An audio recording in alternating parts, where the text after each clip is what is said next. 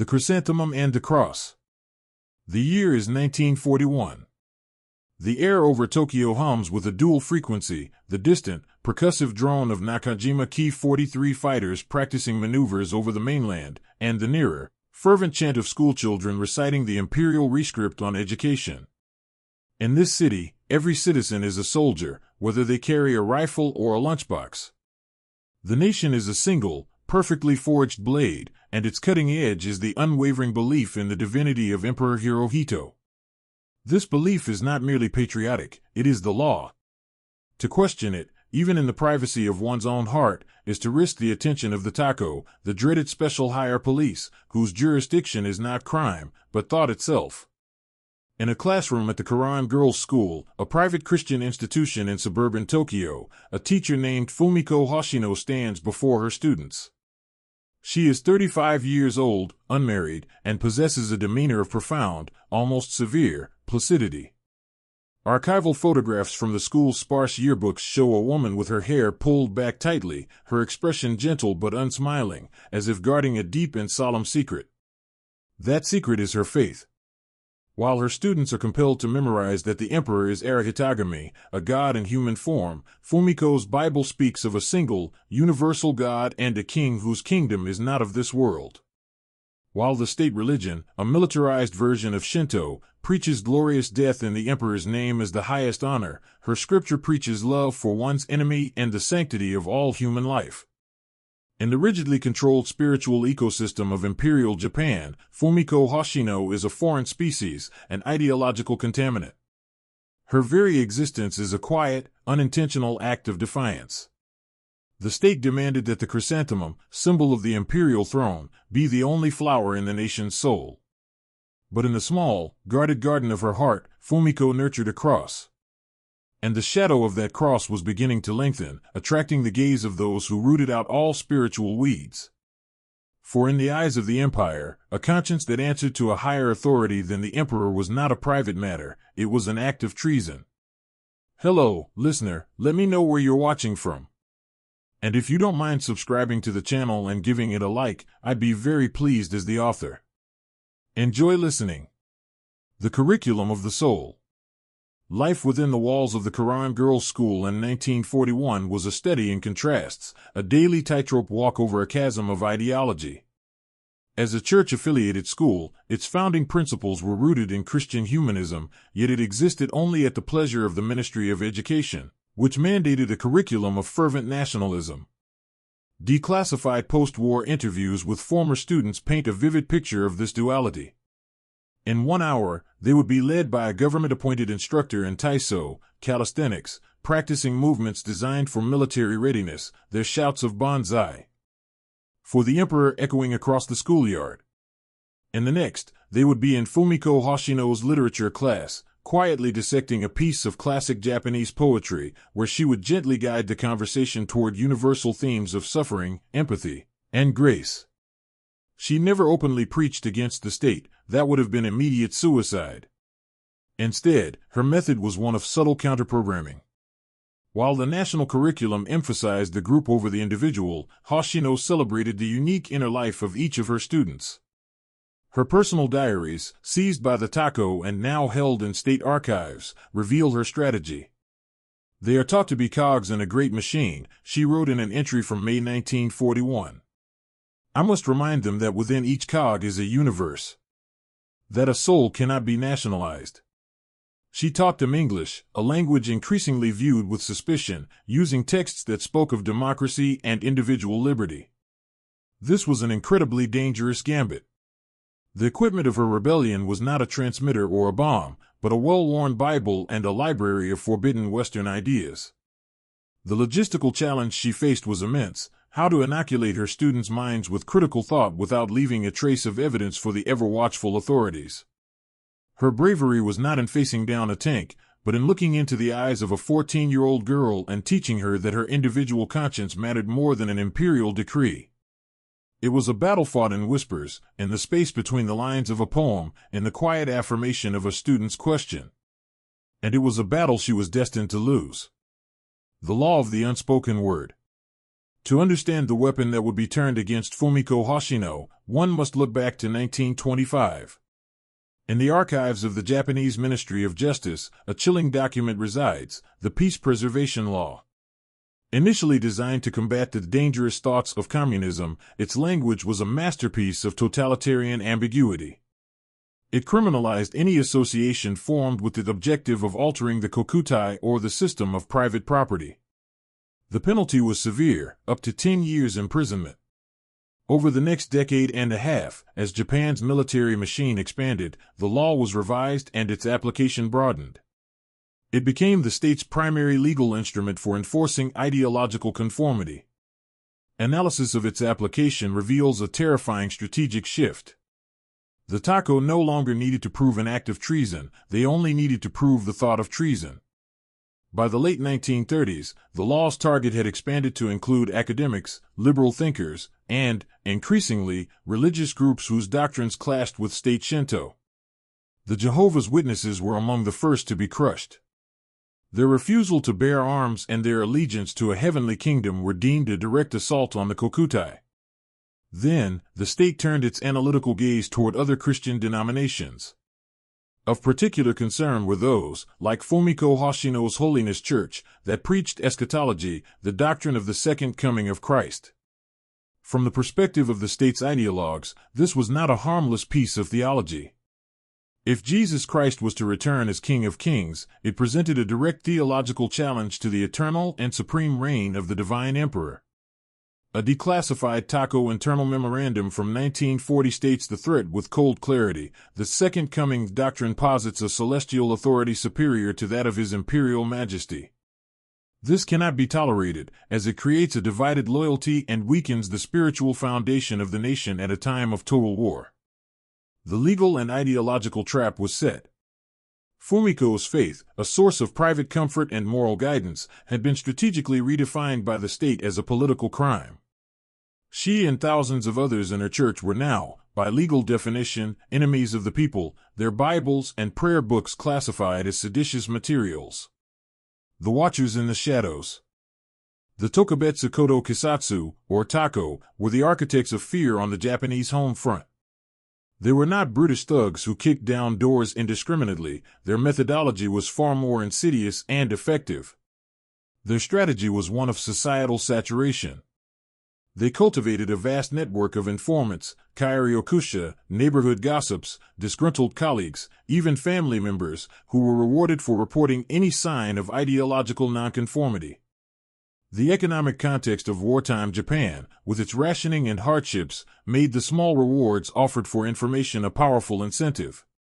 This created a panopticon of fear where any conversation could be a trap, any new acquaintance a potential spy. Surviving accounts from dissidents of the era describe the psychological toll, a constant, gnawing paranoia, a self-censorship so profound that it became second nature. For Fumiko Hoshino and the Holiness Church, the Tokko's net had been closing for months. Police reports from the spring of 1942 detail the surveillance operation. Agents, posing as potential converts, attended church services, their notebooks filling with sermon topics and the names of attendees. The human factor was their greatest weapon. They expertly exploited the natural openness of a religious community. One agent's report notes, with chilling detachment, the subject, Hoshino Fumiko, speaks with conviction about a higher calling. She encourages her students to think for themselves. This pattern of speech is consistent with subversive ideologies. The technological aspect of their surveillance was simple but effective: wiretaps on the church's telephone, interception of mail, and plainclothes officers parked in nondescript cars, logging the license plates of every vehicle. Fumiko, in her own diary, noted a change. "There are new faces in the pews," she wrote in early June 1942. "They do not sing. They only watch." She was not naive, she understood the risks. But for her, to abandon her church and her faith in the face of fear was a form of spiritual death she would not accept. The Watchers in the Shadows did not deter her. They only confirmed that the path she was on, the path of conscience, was leading her inexorably toward a confrontation. The knock at midnight.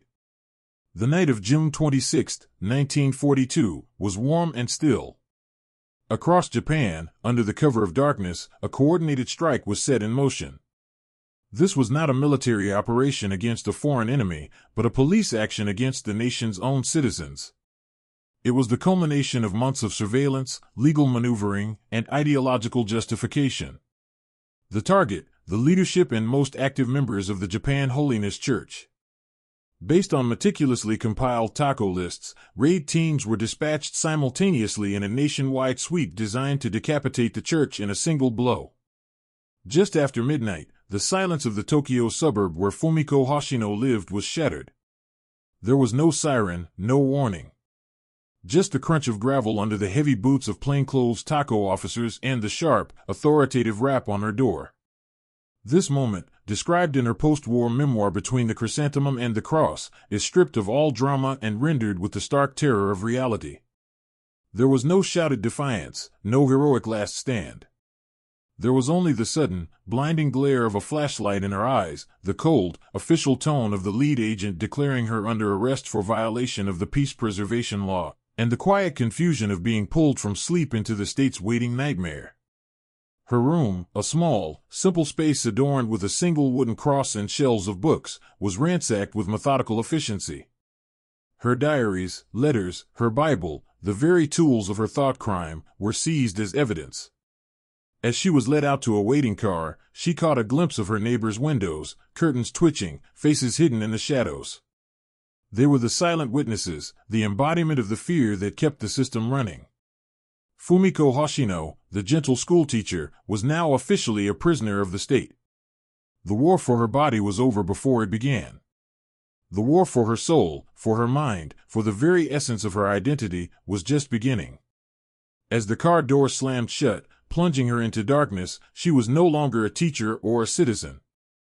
She was a number, a case file, a thought that had to be corrected or erased. The architecture of intimidation. The car carrying Fumiko Hoshino did not travel to a conventional police station.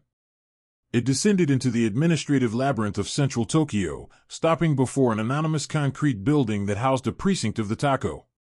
This was not a place for common criminals, it was a laboratory for the deconstruction of the human will.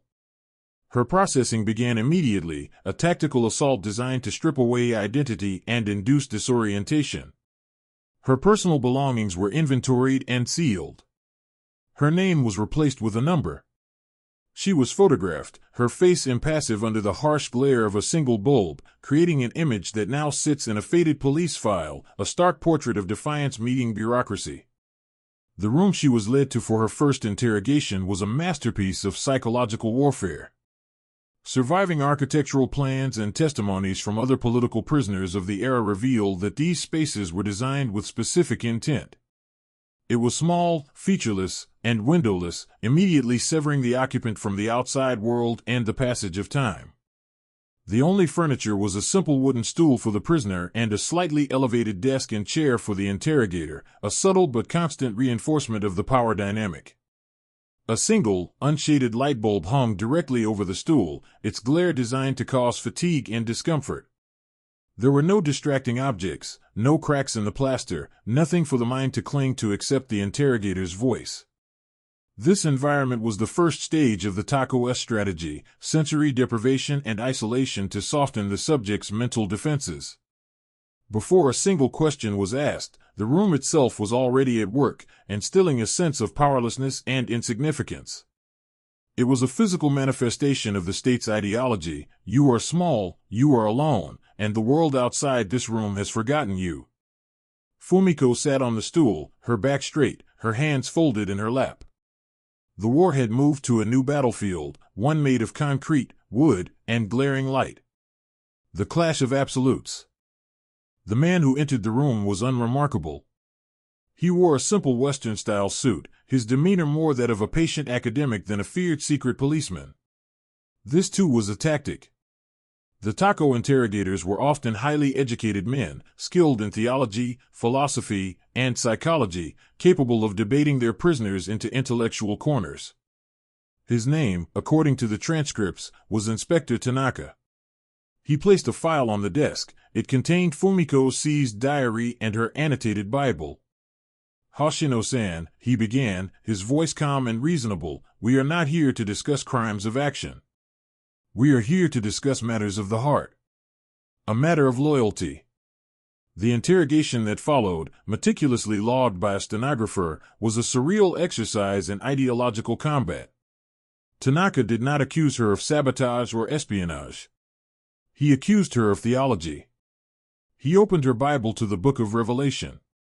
"You preach of a second coming," he stated, his finger tracing the verse. "A king who will return to rule the earth. How can this be, Hoshino-san, when we have a divine emperor whose line is unbroken for ages eternal?"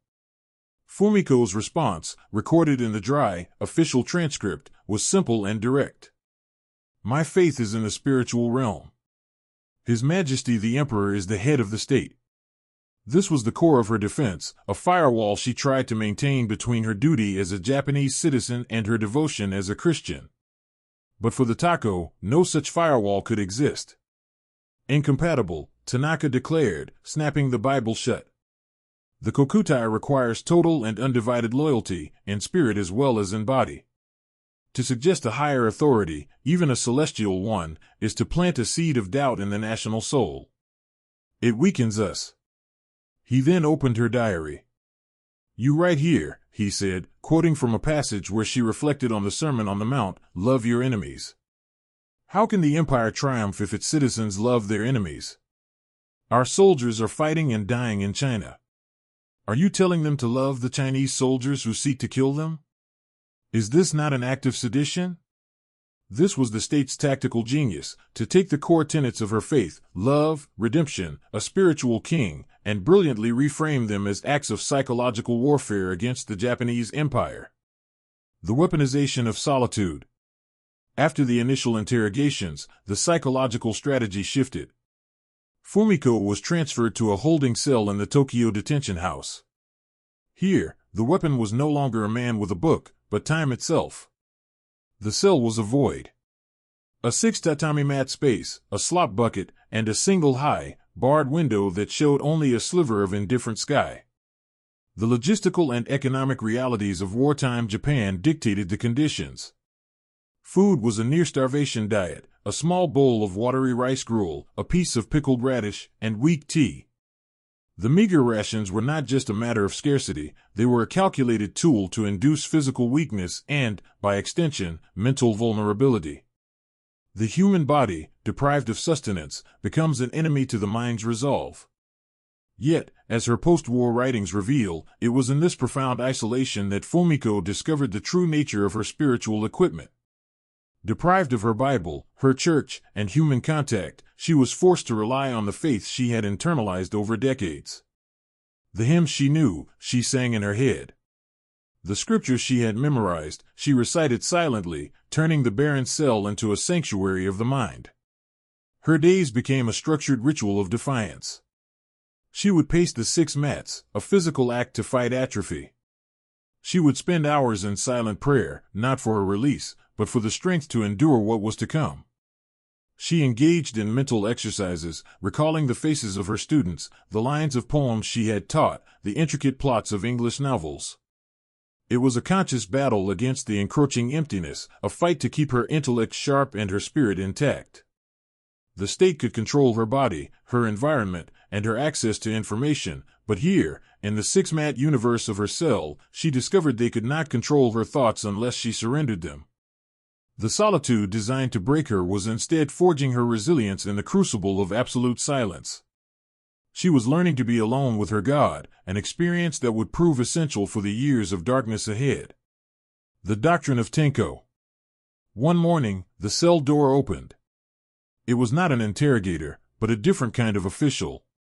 He carried a single sheet of paper and a pen.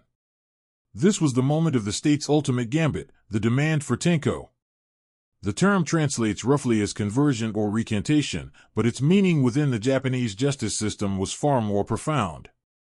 It was a uniquely Japanese tool of psychological subjugation developed to deal with political dissidents. The goal was not merely to extract a confession of guilt, but to force the prisoner to publicly renounce their erroneous ideology and embrace the state's orthodoxy. A successful Tokko was a powerful propaganda victory.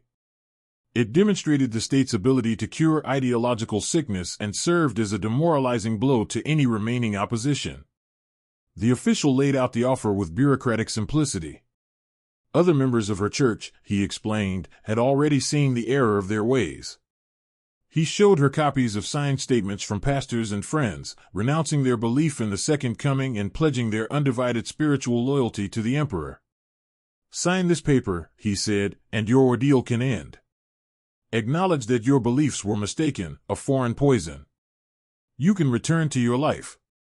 This was a tactic of immense psychological pressure, designed to fracture her sense of community and solidarity. It suggested she was alone not just in her cell, but in her convictions. They brought in a holiness church minister who had performed Tokko, his eyes hollow, to speak with her. He urged her to be practical, to save herself. "God will understand," he whispered, the words sounding rehearsed and dead. Analysis of the Tokko system shows it was brutally effective against many. The combination of isolation, physical deprivation, and the apparent collapse of their own movement was too much to bear. For Fumiko, however, this was the ultimate test. To sign would be to admit that her faith was a political position, a mistake to be corrected. It would be to concede victory to the state in the war for her soul. She looked at the paper, then at the official, and gave her quiet, unshakable reply. "I cannot." With that refusal, she sealed her fate. She had rejected the offer of spiritual surrender.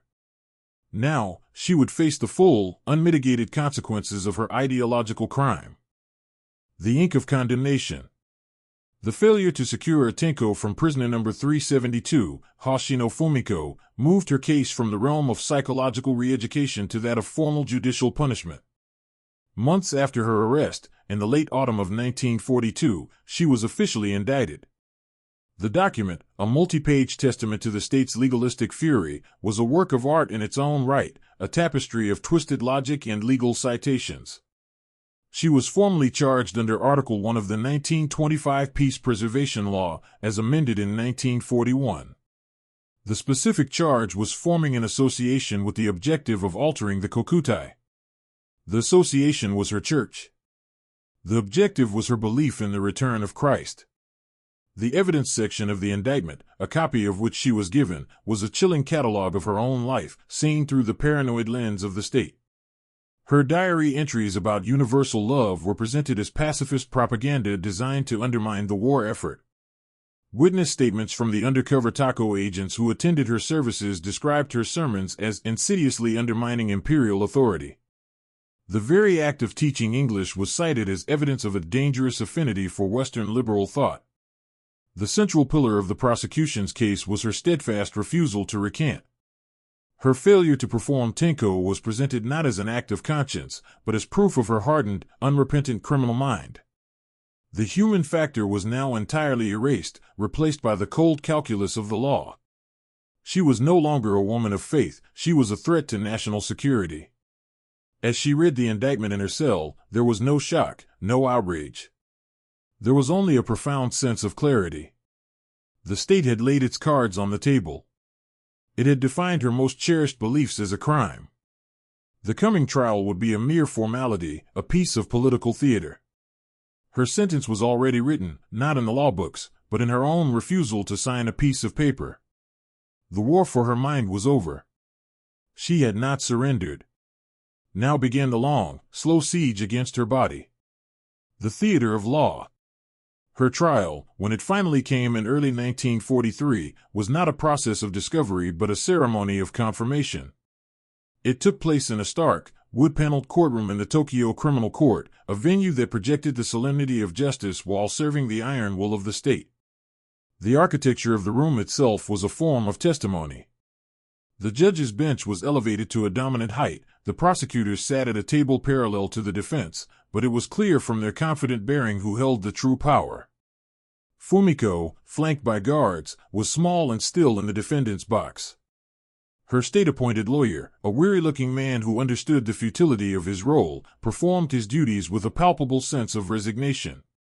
His defense strategy was limited to procedural arguments and pleas for leniency, a tacit admission that the substance of the charge was unassailable. The prosecution's case, by contrast, was a grand piece of political theater. The prosecutor, a man with a sharp, accusatory voice, did not present evidence of a crime so much as he delivered a lecture on ideological purity. He held up Fumiko's Bible as if it were a captured enemy flag. This book, he declared to the judges, tells of a king more powerful than the emperor.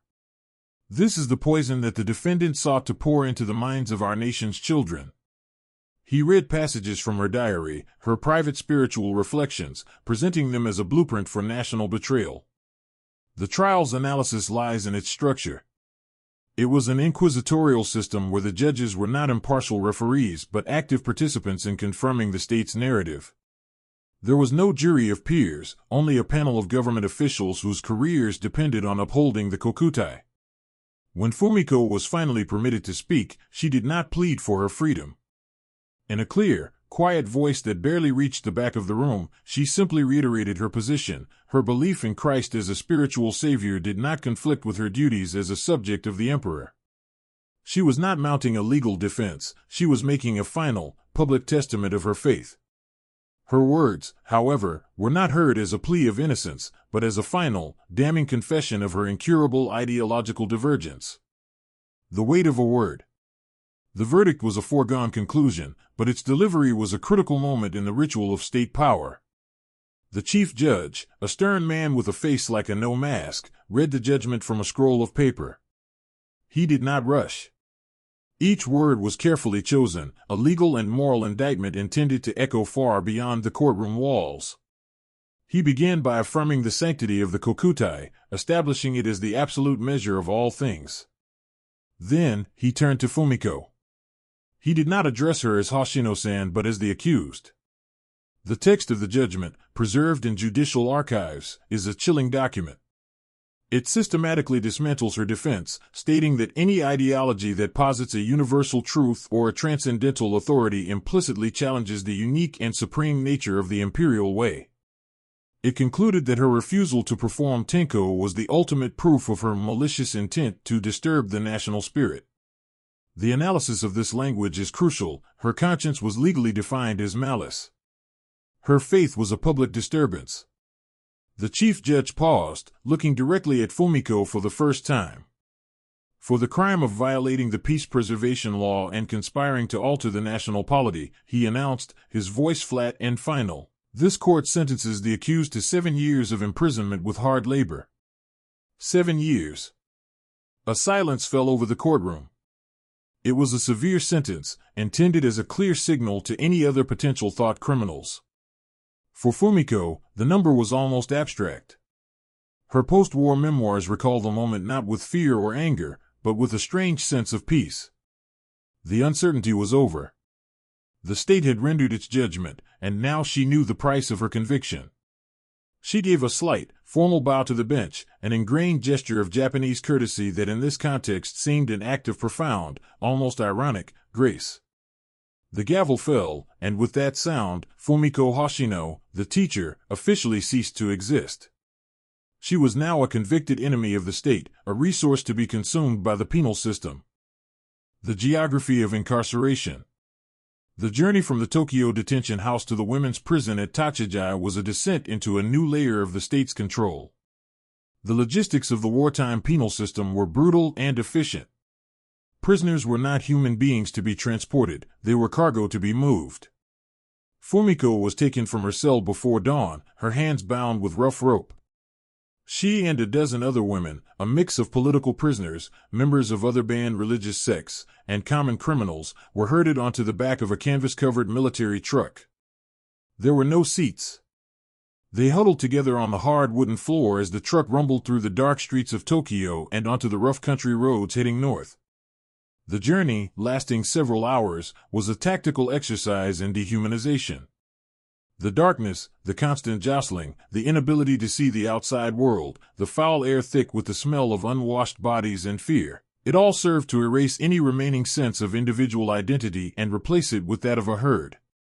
Peering through a small tear in the canvas, Fumiko caught fleeting glimpses of the countryside, farmers tending their fields, children playing, the ordinary life of the nation she was now utterly divorced from.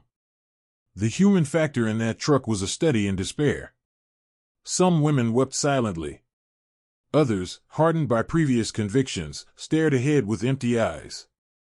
Fumiko found herself next to a woman arrested for black marketeering, a purely economic crime.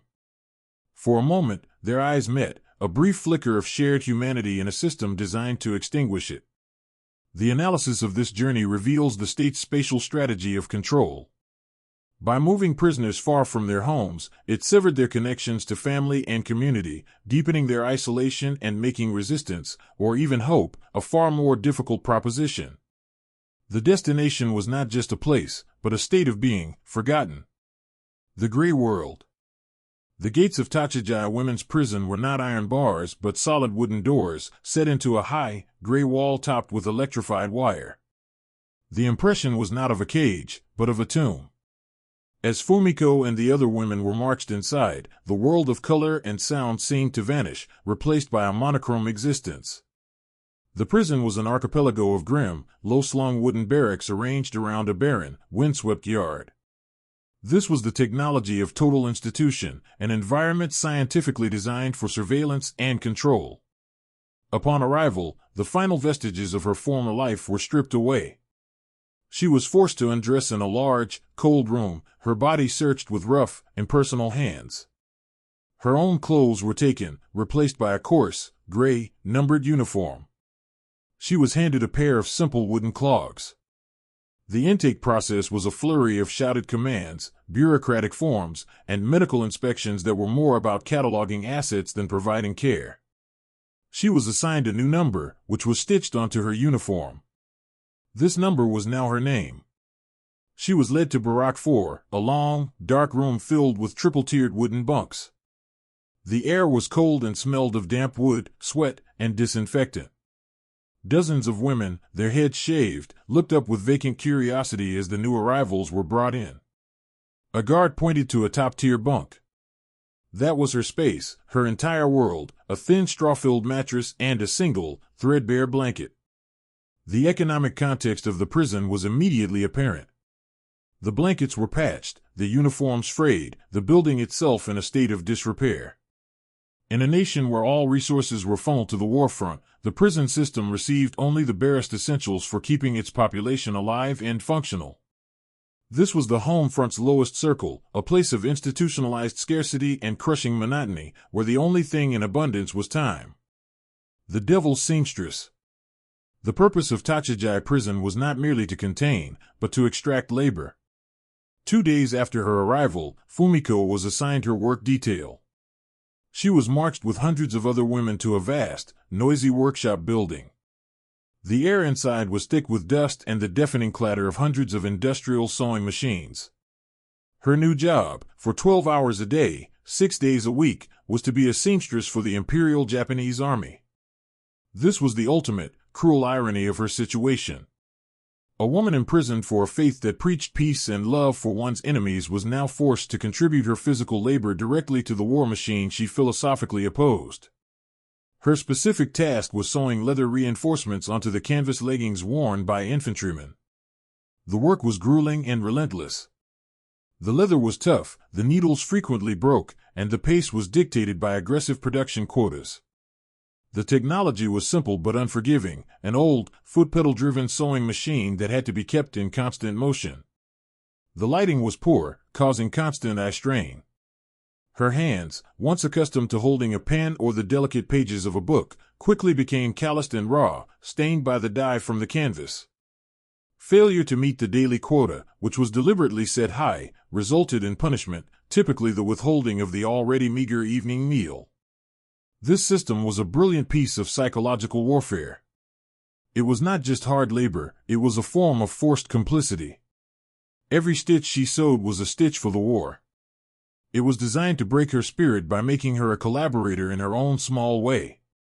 As she sat at her machine, the rhythmic punch of the needle through canvas became the new, maddening prayer of her existence, a constant reminder that while she had saved her soul from the Tokko, the state had found a way to claim the labor of her body for its own dark purposes. The economy of hunger. By 1944, the tide of the war had irrevocably turned against Japan. On the home front, the economic reality was catastrophic. The Allied naval blockade was strangling the island nation, cutting off vital imports of food, oil, and raw materials. Rationing for the civilian population grew ever more severe, but within the walls of Totalitarian prison, scarcity descended into a state of systematic starvation. The food, already inadequate, was reduced to a watery soup with a few floating vegetable scraps and a shrinking portion of rice, now mixed with fillers like sawdust to create a semblance of bulk. The logistical chain that supplied the prisons was at the absolute bottom of the state's priorities, after the military, war production, and the civilian populace. The women of Totalitarian were ghosts, slowly consumed by the very system that held them captive. Malnutrition became the prison's defining characteristic. The archival medical logs from this period, though laconic, paint a grim picture with recurring entries: beriberi, scurvy, edema. The women's bodies began to fail. Their legs swelled, their gums bled, their vision blurred. Work in the sewing factory became an act of sheer, agonizing willpower as their emaciated frames struggled to operate the heavy machines. This slow-motion famine was a powerful tool of control. A starving person has little energy for rebellion, or even for coherent thought. The world shrinks to the singular, all-consuming desire for the next meager meal. The human factor within the barracks shifted from quiet camaraderie to a grim, Darwinian struggle. A dropped piece of food would be fought over. The weakest prisoners, unable to work, would have their rations cut further, accelerating their demise in a cruel cycle of engineered survival of the fittest. Fumiko, in her writings, describes this period as a gray fog, a time when prayer became difficult, when the gnawing in her stomach threatened to devour even her faith. It was a biological assault on her spiritual resolve, a test more profound than any interrogator's questions. The smallest rebellions. In an environment of total control and crushing deprivation, resistance takes on new forms. Grand acts of defiance were impossible and suicidal. Instead, rebellion at Totalitarian became a series of small, almost invisible gestures, the tactics of the weak. These acts were not designed to overthrow the system, but to preserve a shard of human dignity within it. Analysis of survivor testimonies reveals a hidden economy of solidarity that ran counter to the prison's official structure. A woman who was slightly stronger might subtly help a weaker neighbor meet her sewing quota, hiding the finished pieces in her own pile to avoid punishment for the other. A prisoner working in the kitchens might risk a beating to smuggle a single stolen potato to someone suffering from the worst effects of malnutrition. Fumiko's rebellion was, characteristically, intellectual and spiritual. She became a secret storyteller. During the brief rest periods or in the darkness of the barracks after lights out, she would whisper to the women in the bunks nearest to her. She would recount the plots of novels she had read, describe the beauty of poems she had memorized, and, most dangerously of all, retell parables from the Bible, stripping them of overt religious language and presenting them as simple stories of hope and endurance. Her equipment was her memory. In a place designed to starve the body and numb the mind, she offered the barest sustenance for the soul. It was an act of profound risk. If caught, she would have been severely punished for spreading dissent. Yet, this quiet, whispered ministry became a lifeline for a small circle of women. It was a reminder that there was a world beyond the gray walls, a world of ideas, beauty, and grace. It was her final, most personal stand against the Kokutai, reaffirming the value of the individual soul in a place that treated humans as disposable units of labor. The roar of the superfortress.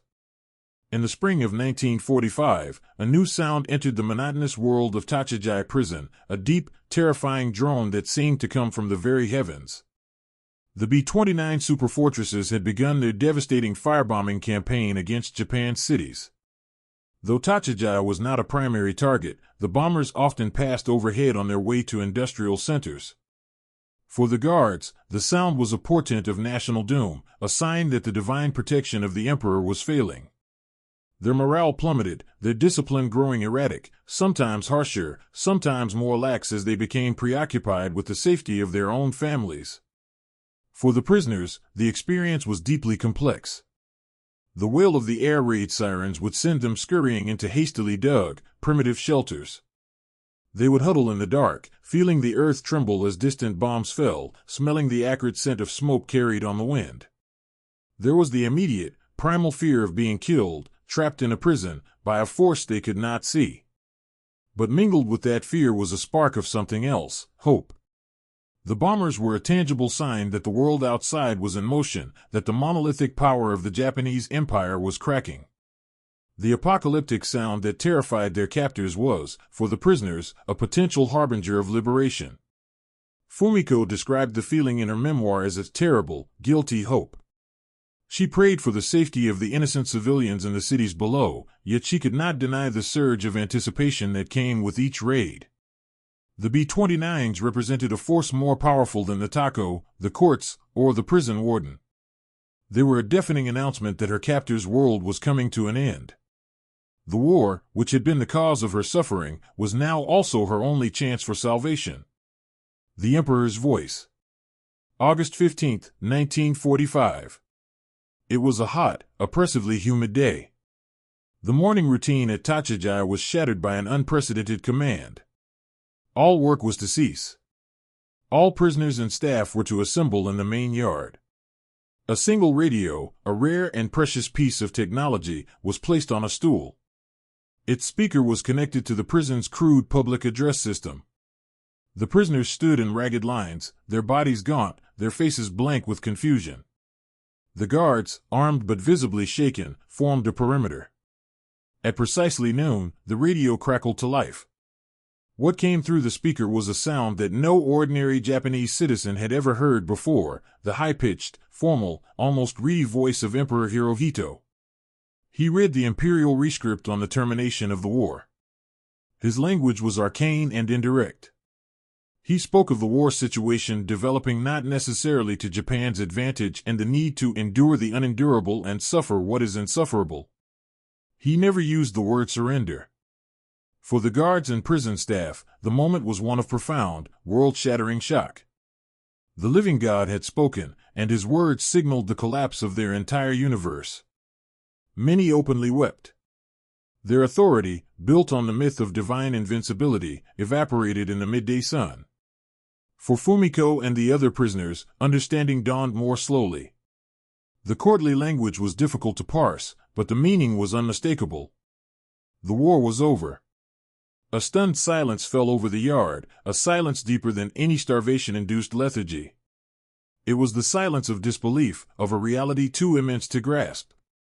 7 years of her sentence had been decreed, but the force of history had just commuted it. Her faith had sustained her through the darkness, but it was the voice of the very man-God she was imprisoned for not properly venerating that announced her improbable deliverance. The first step into the light. The days following the Emperor's broadcast were a chaotic interregnum. The prison's command structure dissolved. The guards, demoralized and uncertain, largely abandoned their posts, concerned only with returning to their homes to see what remained. The gates of Totalitarianism, once so imposing, were simply left open. The prisoners were free, but freedom was a terrifying and disorienting concept. They were hundreds of kilometers from home, emaciated, without money, and dressed in rags. The nation they were re-entering was a landscape of ruins, occupied by a foreign army. Fumiko Hoshino, now 39 years old, walked out of the prison gates. The sunlight was blinding. Her body weighed less than 40 kilograms. She possessed nothing but the gray uniform on her back and the unshakable faith in her heart. She had survived. She had endured the Tokko's psychological warfare, the show trial, the forced labor, and the systematic starvation. She had never signed the Tokko.